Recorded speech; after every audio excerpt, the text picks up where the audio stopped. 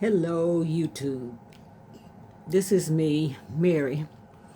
Once again, I'm here today to talk more about the book that I've just written, got published, and it's available on Amazon now. I think it's very important that all of us learn how to get in touch with our inner voice. We all hear this voice. But I'm here to let you know you can go much deeper with this voice. I mean, it's just amazing. And I'm going to try to give you some instructions as to how I went and met this voice. Like I've told you earlier, I've always been a curious person. I mean, just from a child, just curious, always into something.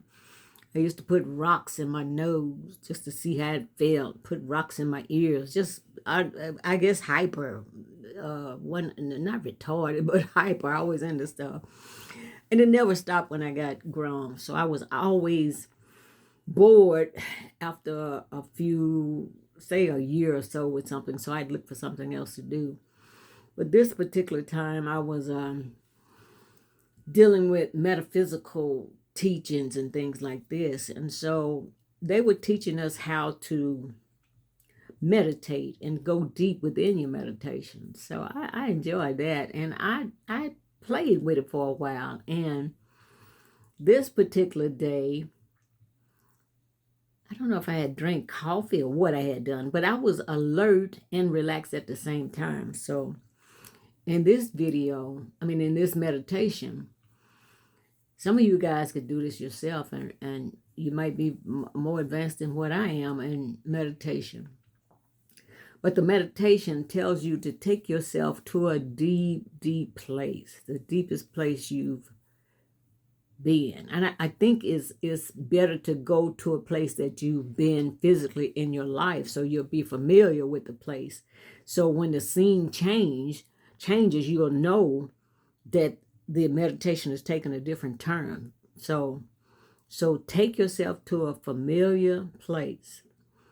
I took myself to a fishing hole we used to go to we went one time when we were visiting my aunt in Sulphur Springs, Texas. So we went to this fishing hole, and it's deep in the ground. I mean, it's right off the freeway, Lake Tawakoni, but if you were on the highway, you wouldn't know this place was there.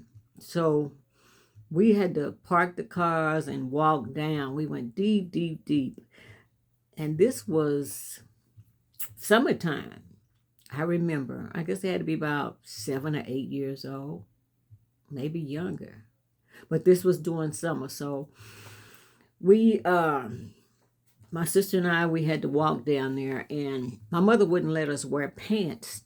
She was a real strict Pentecostal. So my mother wasn't there, but the women that were with us and taking us on this journey to the fishing hole, all the other little girls had on pants because you walking and you bending and stooping, and you need to have pants on.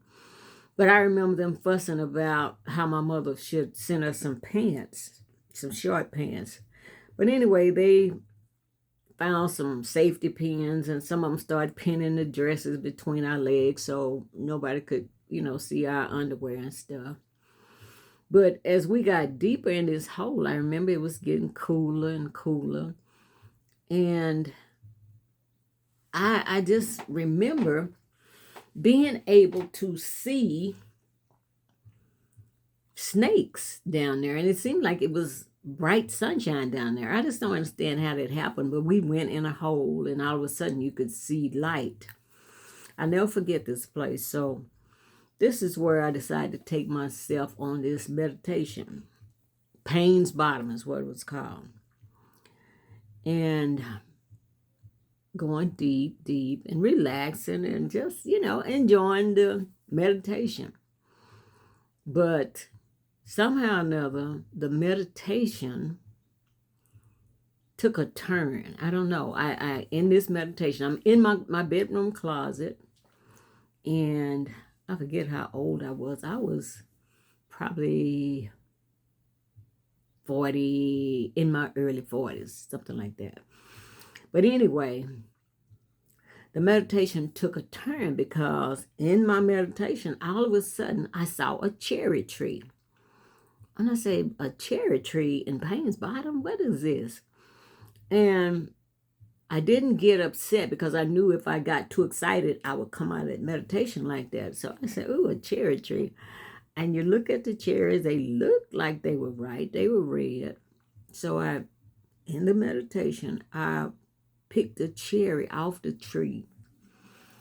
And before I could put the cherry in my mouth, a branch off the tree slapped my hand, pow, real hard. And I really wanted to come out of meditation, but I was just startled. So I said to the tree, why did you hit me? And the tree says to me, that's your problem. You don't have patience. The cherries are not ripe. And I said, ooh, I guess I'm in this, where this meditation is supposed to take me. I said, let's just stay calm. So I didn't say anything else.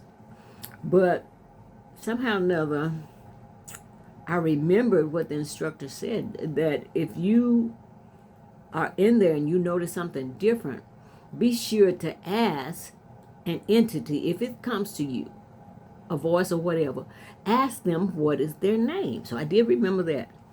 So I said to the tree, the cherry tree, I said, what is your name?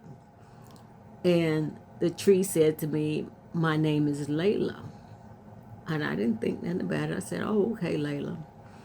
And we talked to each other for a while, and I don't know, somehow or another I started feeling the way I felt in the 6th grade with my home economics teacher. We were learning lessons on how to make skirts and stuff like that, little wraparound skirts. And I already knew how to sew. My sister and I, had been making our clothes, so I would skip steps in the sewing class, because she she wants you to iron every seam that you sew. And I said, I'll iron the whole thing when I get through. So we didn't get along too well. And she was a white teacher because I was integration was just getting started then. So I just felt like she was prejudiced. And all of a sudden, this tree talking to me about me being impatient. Now look at this. And it is true, I'm impatient. That's why in that home economics class, I didn't want to stop to iron every seam open. So the home economics teacher was really telling me I was impatient, and so was the tree. So I kind of got tested with the tree. I can't believe I did this, but this is my meditation. So when you do yours, you could do whatever you want to do. But anyway, Layla and I got through with me feeling that she was picking on me or whatever. And so I remembered that the instructor told us to ask for a gift. So I asked Layla, I said, you have a gift for me? And Layla went back to this, I don't know, what kind of word do I need for that?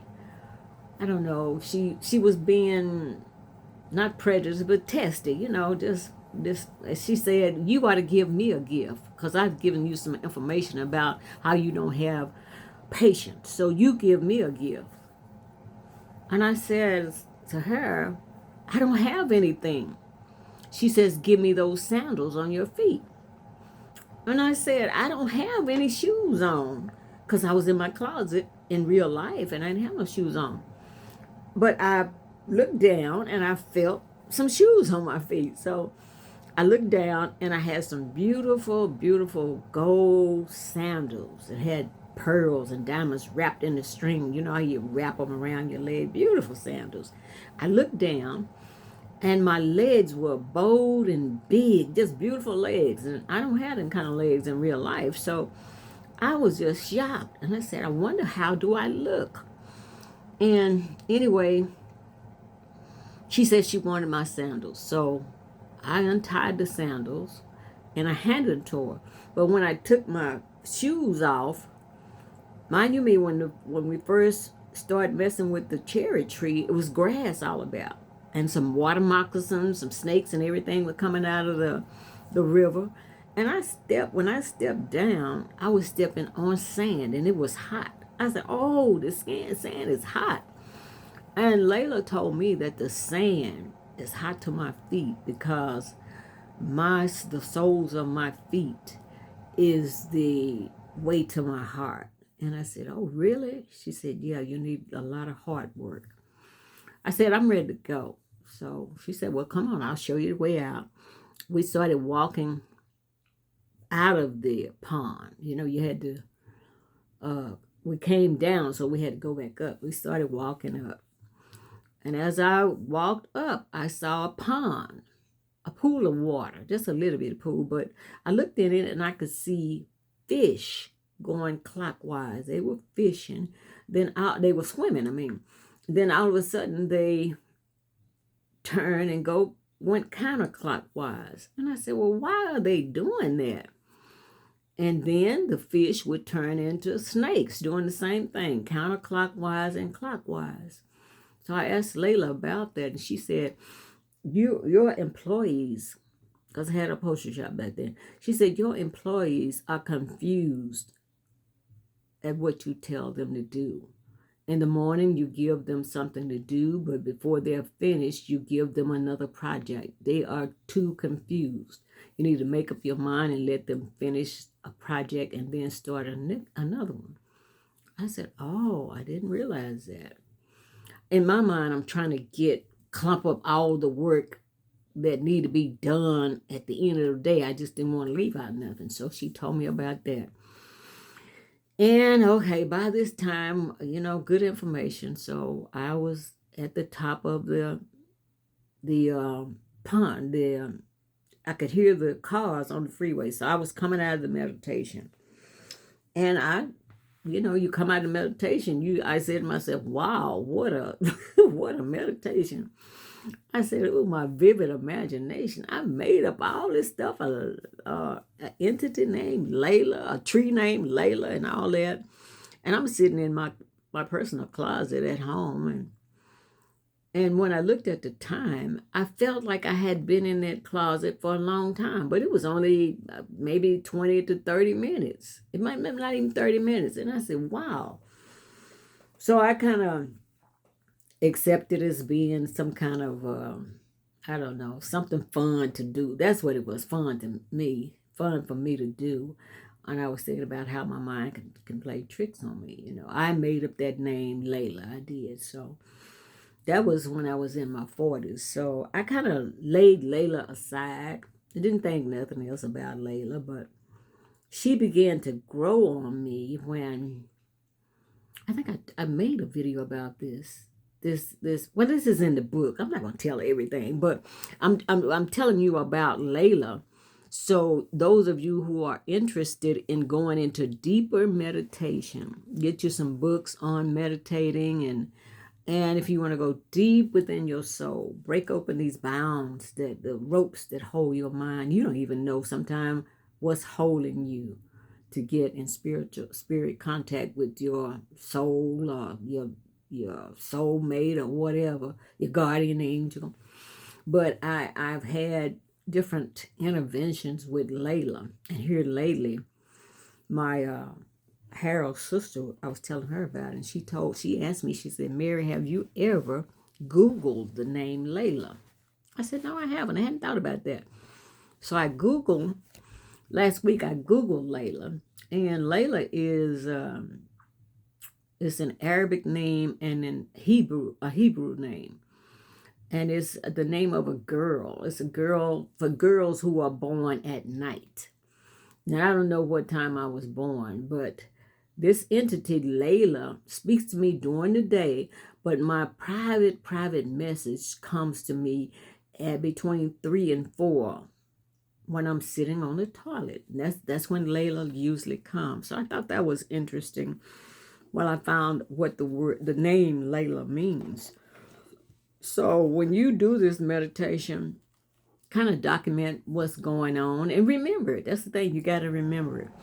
But after I did this meditation and found out about Layla, I haven't went back to that spot, Payne's Bottom. I haven't went back, and I don't know if I'm afraid or I don't know. I'm not afraid, but I know the more I know about things, the more I'm gonna have to do.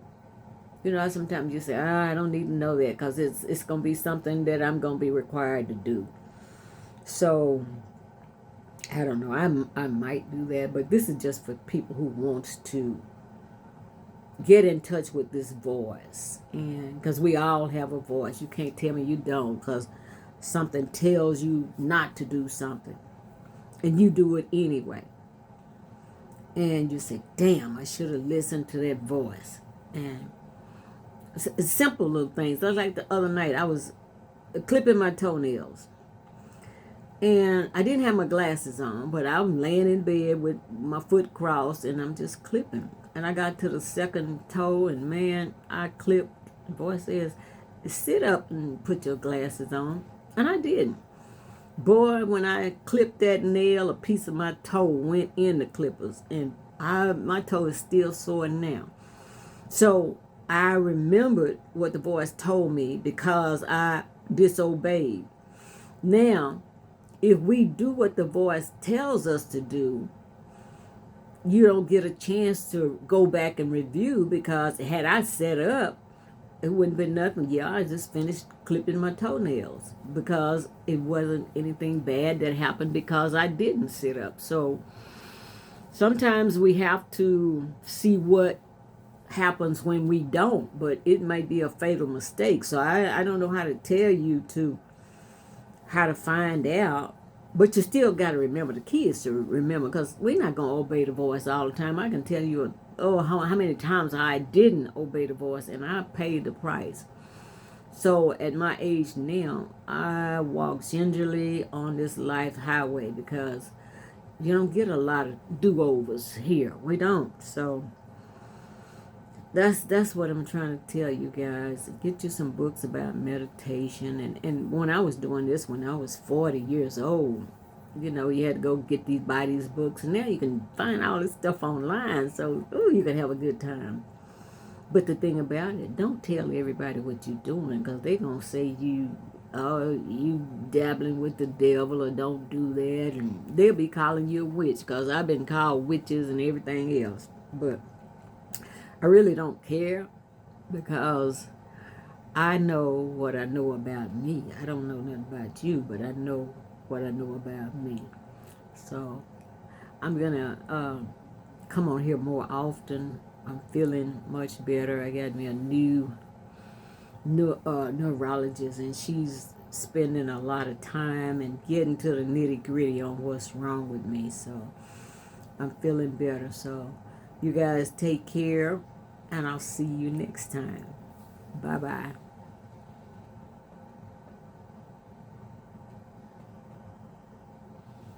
Oh, I always be on the wrong side. Hit that white button. That one.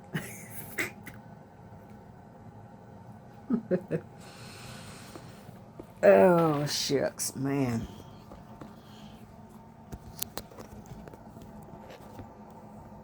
Don't pop your finger in that thing.